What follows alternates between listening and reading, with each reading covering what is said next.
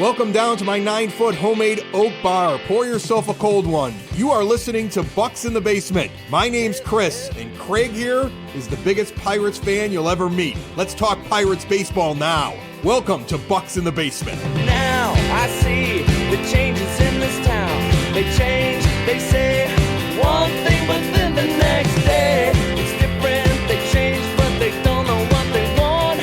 All they do is change. Going left, going right, travel day, travel night. That's where we'll go. No excuses, no goodbyes, no one cries, no one lies. We'll never know.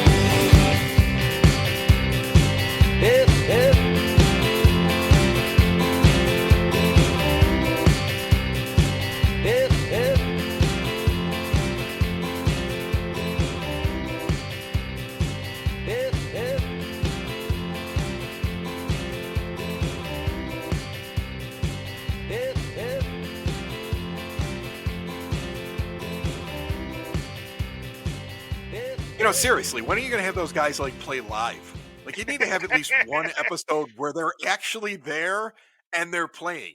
And it doesn't need to be like the full band. Like, you could have a guy singing, and you could have a guy strumming, and you could have a guy like blowing into the top of a jug. Like, it's like one of those things you see on a porch down in Georgia in the wild. But I mean, and that would probably go really well with that song. But I feel like that's something you should be striving for. How are you? I haven't seen you in a while. I know, man. And we were talking before this. I've been like super busy. Went out to St. Louis to visit the family. Got in a college tour, the first college tour for my oldest. She's going to be a senior next year. Work usually I can. My work is extremely flexible, and the one day it wasn't. Had some good guests: Jason Mackey, John Wayner, but been looking forward to this to get back and just having a back and forth with you about, you know, spring training, man. It's hope springs eternal, but for the Pirates fans, anger comes in waves because news comes out all the time that makes people mad and really can't enjoy stuff. And half of the games aren't on TV, so you're listening to the radio and following along on Statcast. So You know what my philosophy about spring training and how I try to watch it is I take a look at my 26 man, I take a look at my 40 man, I take a look at guys that aren't on the 40 man that could fight their way onto it because they're going to make the team your non-roster invitees. And then I'll sit there and say, okay, well then who's probably losing a job? I'll look at position battles that are realistic. I won't put a lot of stock into how a guy is hitting in the first couple of weeks in spring training, right? And just try to look at everything as it's warm-ups, right? I mean, you're going to have pitchers that are going to come out, look impressive, but if they're only pitching 1 or 2 innings, do you really know, especially with young guys, how they're going to fare for 6? And you're not going to find that out with most of them. Like, this news comes out that Paul Skenes is not starting with the team. It makes perfect sense to me because they weren't in a big hurry to give him a bunch of innings. They weren't really ramping him up in that way. I don't think I ever expected him to break camp with the team. I would like to see him show up early on and be able to contribute, but you're going to put a lot of innings on a young arm if you start him out at the beginning of the year. So baby him. Do what the Dodgers are doing right now with Walker Buehler, who is healthy, but he's coming out of an injury. He hasn't put that many innings on his arm, and he's a professional baseball player. And they're not even planning on having him pitch any games until the very end of spring training. And they're going to extend him out because they're allowed to. And they're going to ease him in to finally pitching because they want him to pitch meaningful games late. And if this works out the way it could for the Pirates, and I loved what I saw Brian Reynolds talk about on MLB Network, where he was like, we got a good team. And we're going to make some noise this year, and we think we're good. If it does turn into something like that, you want Paul Skenes showing up and being able to pitch the way he's capable of pitching from the moment he gets up until the season ends. You don't want him, like, you don't want to hear about dead arm. You don't want to hear, like, we put too much on this young guy and he might not be able to pitch in September. You want him eased into it and innings available for when he gets up, he's ready to perform. So I totally get that move, Craig. yeah, and I look back to, I mean, there was 2 things that stuck out in my mind, which was Steven Strasburg back in 2012 got to about 150 innings, had an innings cap on him. The team was making the playoffs, Yeah. and they shut him down. I remember that. And that was, let's be honest, that was, I'm sure there's a little bit of what if with fans of that organization and with that organization. When you look at how things went with him and how eventually, in the end, all the babying in the world didn't stop him from being injury prone. Like the what if of the whole thing, like maybe we should have just kept going with the guy. Maybe we shouldn't have started him on time. And so again, that's what you don't want to run into that problem. And you have enough arms to get out of the gate and be able to pitch and be able to compete. And if things go the way that they could go, and again, I do like this roster. I do think that this is the first time that the Pirates have had a roster in a long time that could get out of the gate and actually sustain it. I know last year it was like, ooh, look at this, lightning in a bottle, but it wasn't sustainable. This team has the ability, if they go out there, they don't kick the ball around, they play solid defense, they do some situational hitting, but also they've got some real ball players on the team. And they've actually put some professional pitchers in the rotation, even though they're not the high end ones that you wish that Bob Nutting would spend on. This team in this division could make some noise. And you would love to see a Skenes join the rotation and a Ben Charrington before the trade deadline able to use all this capital that he has in terms of prospects to go out and grab a player, whether it be a pitcher or a hitter, to put in the middle of his lineup that makes a difference for that second half run. And I'm sure that's how they're looking at it too. And that's why you don't rush a guy like Skenes out of the gate.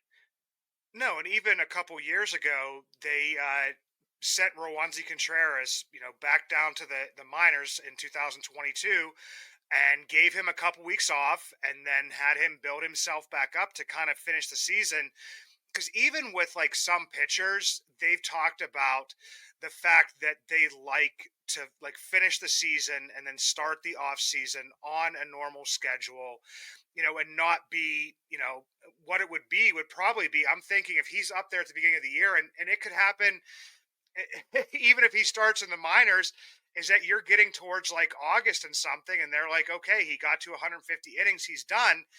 And that's where like people will in one breath complain that they had Johan Oviedo go about 24 innings over that like threshold, the 150 innings, and now he's getting Tommy John surgery. To then, if they shut down Paul Skenes, they will talk out the other side of their mouth and be like, we should just let him pitch. I mean, you want to be cautious with this arm. This is a year where, Ben Charrington has said he wanted to compete, but that also doesn't mean that competing stops at the end of this season. I mean, you're looking forward to what Paul Skenes can do in 2025, 26, 27, 28. I mean, it's partially about 2024, but with a guy like this, I mean, I don't think you're going to go all in with his arm and say, okay, here's a load like Mitch Keller took last year of like 194 innings, and we even saw him wear down because he had been built up, year after year after year, and started in September where it was like one of his, worst months.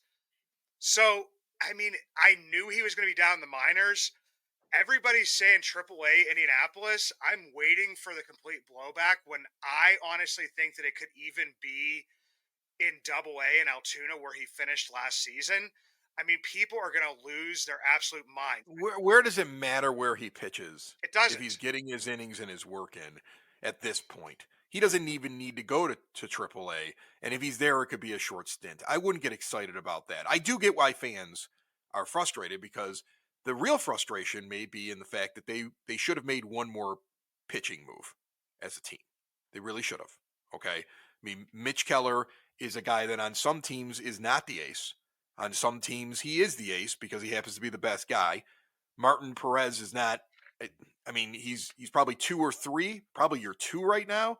He's not that on most teams. Marco Gonzalez is like a 5th starter on most teams. Ortiz and Contreras really should be fighting for the spot against each other. And instead, the two of them, I mean, both of them, at least right now, when I look at like projections, would be rounding out that rotation. They should have had another name in there that slotted in the 2 or the 3 spot and bumped a few guys down, added a little bit of competition. And that may be where the frustration is, because when you didn't see them do that, you're like, oh, maybe Paul Skenes is going to be making the team, right? That changes the whole rotation, doesn't it? but that's not what they're doing. So maybe some of the frustration is the fact that you're one move short. And trust me, we said that on this show all off season, the amount of starters that they needed to sign, they're one short. And so if they do get out of the gate and struggle, if they do have a problem with the rotation early, point the spotlight right at Ben Cherington and his owner, who's cheap, and say that's the reason there should have been one more starting pitcher added in. Because you are not blocking Paul Skenes or anybody else by adding arms.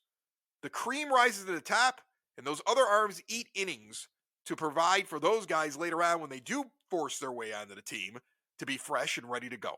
You do not win anything with 5 arms in your rotation that are available. And that's kind of how it feels right now. And I think that you're just a little light in terms of who's a capable starter that can go out and win ball games for you instead of somebody who's just a bridge to your long relief out of the bullpen. Yeah, we've came out and said a couple of times that Martin Perez and Marco Gonzalez were fine, like in a vacuum, but we were more towards signing a guy for a couple years, because if not, if there's injuries, some guys don't come up and perform right away, then you're going to be looking at a possible similar situation, maybe not as dire, hopefully not as dire, because you'll have Mitch Keller, definitely, he got his extension.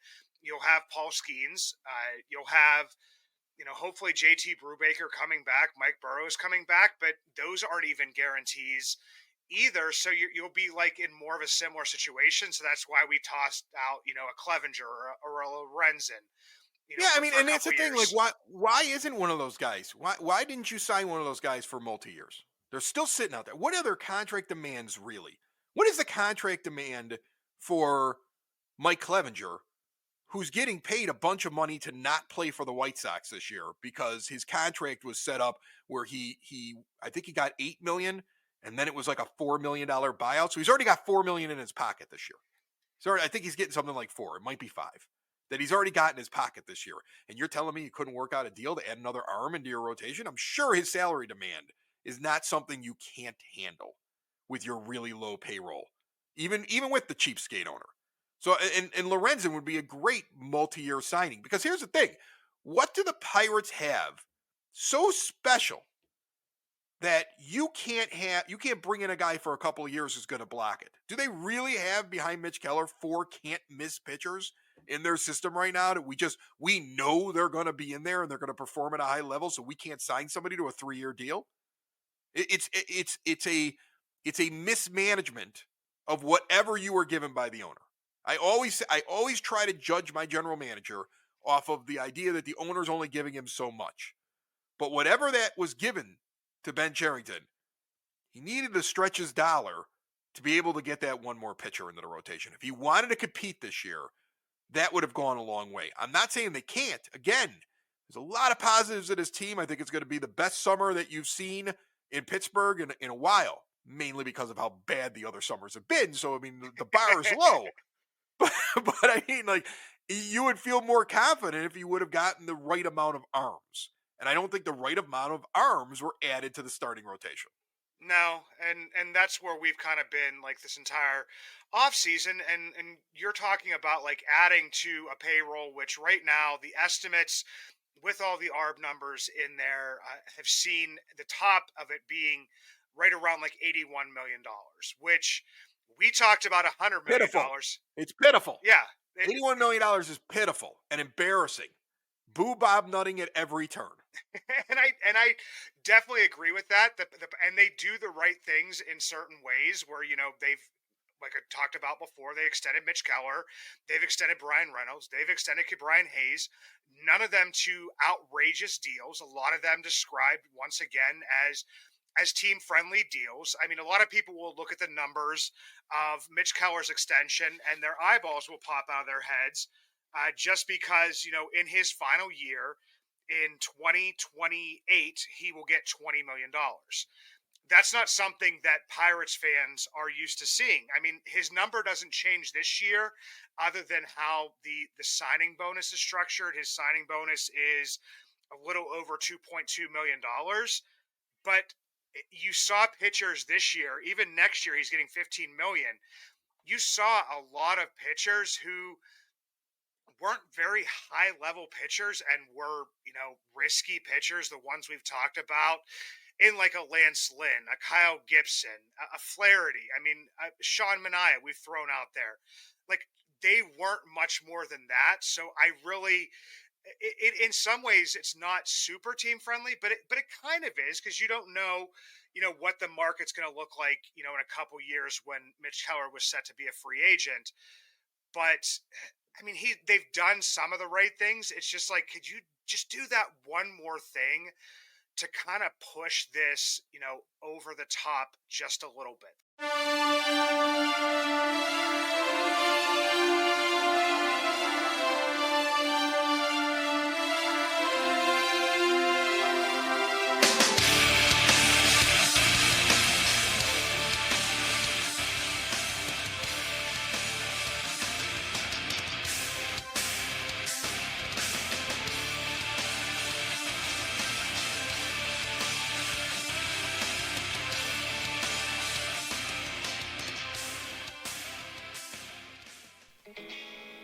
If you ever see me out and about in Pittsburgh, you will always recognize me, and not just because of the white beard, but also because of the Y that is always on top of my head, the hat I always wear. The Yins brand, proud partners with Bucs in the Basement. 3 dynasties, 1 brand, Yins. Finally, 1 brand to rep all black and gold. Follow at Shop Yins for new merch drops and giveaways. Order online at www.shopyins, the emphasis on the 2 Z's, high quality comfort, lightweight materials, a new modern look for the black and gold, made for Yins by a Yinzer. If somebody would have asked me, would you rather spend $10.5 million this year on another starting pitcher or spend it on Aroldis Chapman, I would say another starting pitcher. 100%. 100%. Okay. And I think that at this point, at this stage, with the guys that are available out there who cannot find a job, you could do that. And you could find somebody effective enough to at least bounce your 4th and 5th starters down a slot.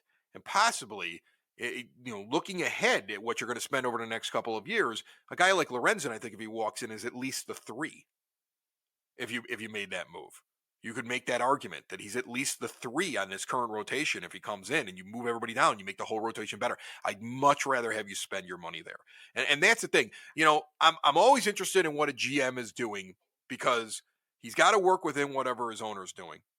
And you never know what that price tag is. You wish that they would put it out there, right? Wouldn't it be amazing if it was like the owner came out and said, this year, my budget is X amount of dollars. And now as fans, we sit there and go, well, I would go spend this, I would go spend that. And you kind of figure, but you're never going to get that, right? Yeah. So at the end, though, when we look back on what Cherington spent the money on, you can then question, why did you spend it on Chapman when you needed more in your starting rotation? I understand the owner loves Kutch, but the $5 million he's making this year could have gone somewhere else to address a more pressing need than him. I understand the fans love him, but between Chapman and Kutch, I got 15.5 right now that I could use someplace else. And Grandal, even though it was only $2.5 million, at the exact same time in the exact same week, I'm watching guys sign minor league deals who are about as valuable as Yasmani Grandal. And so you could have gotten creative there and saved yourself a couple mil as well because you would have signed. And now you find the money to address the issue you need to address. And that's when you can be critical of a general manager. I don't like piling on a guy when it's not his fault with the money. But when I see how the money was spent in the end, yes, by all means, you can sit there and say, I would have spent that differently. Let's see if I'm right when we're sitting here midway through the season or at the end of the season and we go, man, it would have been nice if we would have had something else. Because to me, that's my gut instinct looking at this roster and the payroll. If this is what your payroll is going to be, you misspent some of the funds. Yeah, and that's where, getting into this, I mean, you're talking about Grandal, you're talking about Kutch. For me, that conversation always goes directly to Henry Davis. And it's not even so much Grandal, but it's Kutch. Because we talked about on this program previously, we talked about Adley Rutschman. I brought up how he, in the same way as a pitcher is innings are piled up year by year. The same thing happened with Adley Rutschman, is that, it was like 80 some games. And then it was like 100 and some games. And then it was, 110 is, I think, what he topped out at.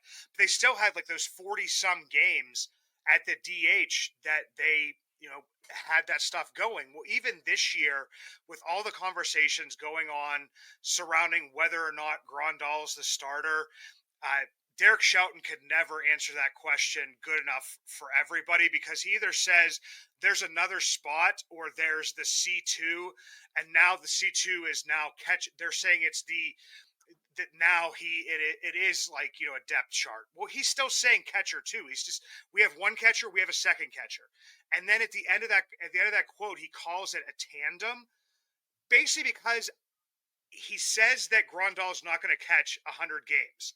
He says it's going to be a tandem. To me, at that point in time, split it down the middle, 81-81, because I'm not expecting Henry Davis to catch 100 games either, when it took Adley Rutschman to build up over 3 years to get over the 100-game mark. So, well, when I listen to that, I also wonder how much of that is trying to massage the ego of a veteran who is no longer what he used to be in Grandal, but may think he is. And you also are aware that his injury history suggests that he's really not going to get a ton of games. So you're kind of saying, oh, no, like, we're going to give a ton of games, and both of these guys are going to be doing this much, when deep down you're like, yeah, but Grandal isn't going to be able to do that much, right? But we have to say it that way, because if we told him that he's purely the catcher too, he would be disgruntled. Because, I mean, I'm not saying he is. I don't know him, right? I'm just looking at a guy that I've noticed him over the last couple of years. And I've kind of, and he strikes me, at least personally, as the kind of veteran that's going to be like, wait, hold on a second, I'm Yasmani Grandal, like I'm catcher one, right? Like, and the management and anybody evaluating him is like, nah, he's really not. And I don't know if I would even platoon him based upon the fact that he's a switch hitter who has more power from one side than the other side, and he's always dealing with back issues and knee problems. He probably won't get the games in anyway, so can we just act like he's going to?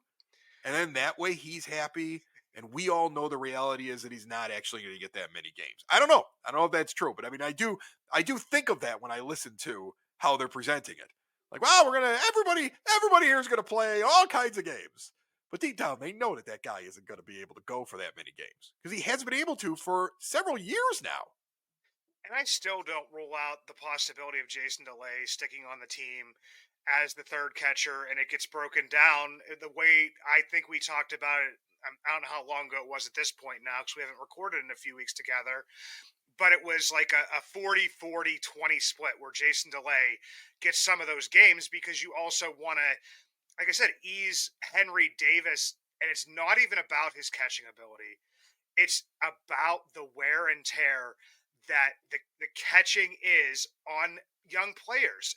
That's happens. great, but if you do that, then Davis has to go stand in the outfield for a certain amount of games, because you're shortening your bench by carrying three catchers. Yeah, but I mean, even if you carry the two catchers and Davis's bat, which is actually the more important part, because here's this whole conversation of what's going on here goes away. And I mean, obviously, Henry Davis has 3 like ticker tape home runs so far in spring training and like 15 at bats. So it's just like the tagline of that's my catcher two, that's my C2 or whatever. My big thing is that he could catch 80 games if his bat plays, and then you get like 50 games at the DH. But then if you have Kutch at that DH spot, and there it is. That I was waiting to say it, but you got to it naturally. He doesn't make any sense on this roster if you keep 3 catchers, because you need to give Davis a bunch of DH spots. Yeah. Yeah. And even if he's hitting well, like, I mean, you're not just going to play him 80 games at catcher and 4 or 5 at DH. Like, and then O'Neal Cruz, like, he's coming off a pretty serious ankle injury, and he's looked pretty good out there. But also, I mean, you want to protect that and give him some rest days. You need somebody who can cover for him. Yeah. And because you're not gonna ride him like crazy to him play 160 games this year. Yeah, and it's probably going to be Jared Triolo at this point in time. I would believe he's a guy that can bounce all over the field. Still should be the starting opening day second baseman, in my opinion. And we don't need to get into the depth just yet, but I would start him like 4 or 5 days a week and then bounce him around the other days. But I mean, yes, and then you got Brian Hayes, where you're trying to, like, he always comes up with little back injuries and stuff like that. So he's going to need some DH days. You might want to give Brian Reynolds some DH days, and at the end of that, like, how much time is actually left at the DH spot for Andrew McCutchen? And like I said, I think we talked about this, Chris, before with oh God, who was it? It was like Carlton Fisk or somebody, where they rode him off on a Harley or something. Yeah. Like Andrew McCutchen. That's It's just exactly like what it's like Andrew McCutchen. Like after you hit your 300th home run, like I want to see Kutch do that as a Pirates fan. Like right. Then they give him a Harley, and he goes. That's exactly what they did. It's exactly what they did to Carlton Fisk in Chicago after his long career with the Red Sox, Hall of Fame career, was in Chicago, and they were a young team, much like the Pirates. They were a team that was challenging for a postseason. I want to say it was 93. They actually won their division. That was the first time they won their division in 10 years. And he couldn't do very much anymore. But he was an idol. He was an icon.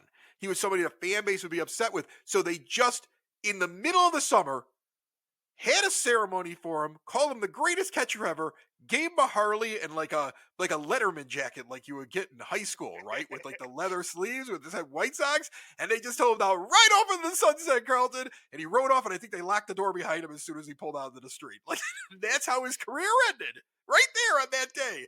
Thank you very much for your service. Here's a Harley. You won't be in the lineup anymore. Take it easy, big guy. yeah, and here's the say, it wasn't like McCutchen was. He wasn't bad last year. The guy got on base, still had, some power, some whatever. But Right. when you also want to get these young players, a decent amount of playing time, and it's for their development, I can't see how you can clog up a hole unless you're bringing in like a guy who is a DH. I mean, you could see Rowdy over there a couple of times where, like, he's not going to play first base every day. And if he's hitting well, you're going to want to get him into the DH spot. That's a spot where, unless you have like one of those like true DHs, a guy that's going to hit, and it could be terrible, it could hit like 215, but it's going to hit like 40 bombs and get on base a decent amount. But like the prototypical DH, but the Pirates aren't doing that. So I think Kutch is making $5 million to play half a season, to get out of the gate quick like he did last year, and when it falls off, he'll be moved on. I think if he's a realistic person, he thinks that too. Yeah. I mean, $5 million for a couple months' work. That's solid, and he deserves it after all he's done, and that's fine. I would be, if you got guys challenging or he's not performing and he's still clogging things up, by all means, yell and scream in June and July. But I personally think this is like, we're starting the season with him. He won't be there at the end of the season. I think if you look at any team, you see guys that start the season and aren't there at the end of the season. That's probably him. A guy that's going to be around for a long time, I know we only got a couple more minutes, is Mitch Keller. I know you wanted to get into his contract. Yeah, and for Mitch Keller, I mean, the biggest thing is that, I mean, like I said, I preempted it with kind of saying that he fell off towards the end of the year. I mean, his September and October numbers were actually better. His worst months were July and August, the dog days of summer. His ERA wasn't great in September, 5.28, but his WHIP was sitting around a 1.24. Obviously, was good in the first half. His overall numbers, I mean, if you look at it, a lot of people will say, a 105 ERA plus. Good.